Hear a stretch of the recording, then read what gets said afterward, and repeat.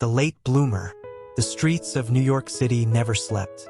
Neon lights bounced off the slick sidewalks, taxis honked incessantly, and the scent of hot pretzels mingled with the occasional waft of exhaust fumes. Among the millions of faces, there was one that seemed almost invisible, yet somehow resolute: Ethan Miller. Ethan was 24, fresh out of college, and brimming with ambition. He had moved to New York with a heart full of dreams, and a backpack that barely contained his belongings. He wanted to make it big in advertising, a world where creativity met persuasion, where ideas could make people laugh, cry, or buy things they didn't know they needed. But New York had a way of humbling even the brightest stars. Ethan's first internship ended poorly. He accidentally presented the wrong campaign concept to a major client. The office murmured, and his supervisor gave him a polite, but unmistakable, "Maybe advertising isn't for you." He shrugged it off at first, thinking of it as a lesson. But then came a string of failures. Pitches lost, freelance projects rejected, and every almost there opportunity slipping like sand through his fingers. By the time he was 30, Ethan had cycled through half a dozen jobs, none of which paid enough to cover his rent in Brooklyn. He shared a tiny apartment with a roommate who worked nights as a bartender, a cat named Hemingway who seemed to silently judge him every morning.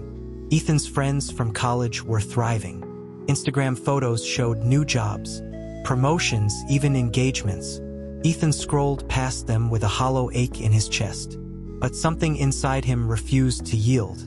Failure had become a constant companion, yes, but so had determination. He spent years observing the city, sketching campaigns on napkins in cafes, volunteering for small local businesses, and taking night classes in marketing analytics. Every no he received only sharpened his skills. Every mistake became a blueprint for improvement. Then, one rainy Tuesday at 38, Ethan's life shifted. He was walking down Broadway, umbrella clutched tightly, when he stumbled into a tiny, struggling bookstore called The Whimsical Page. The owner, an elderly woman named Margot, was juggling invoices and customers, visibly overwhelmed. "I could help you," Ethan blurted. Margot looked up, squinting. "And who might you be?" "Someone who knows how to get people to come in and buy books." She laughed, a soft, tired sound. "All right, young man, let's see what you've got." Ethan threw himself into the project like a man possessed. He redesigned the store's website, created social media campaigns, and introduced quirky in-store events. Poetry readings, midnight book clubs, and children's story hours. Within months, sales doubled, and the Whimsical Page became a local sensation. Word spread. Soon, other small businesses in Brooklyn were knocking on Ethan's door.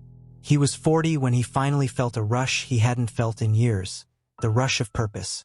The city that had once swallowed him whole now seemed to bend toward him, recognizing his talent and persistence.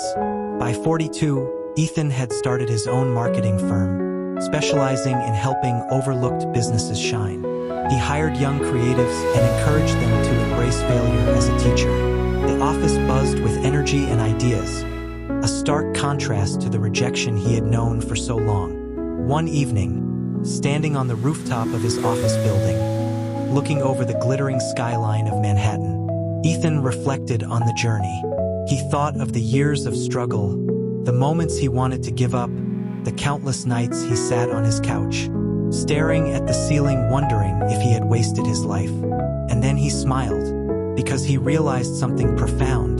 Success was never about age, it was about perseverance. Dreams did not expire.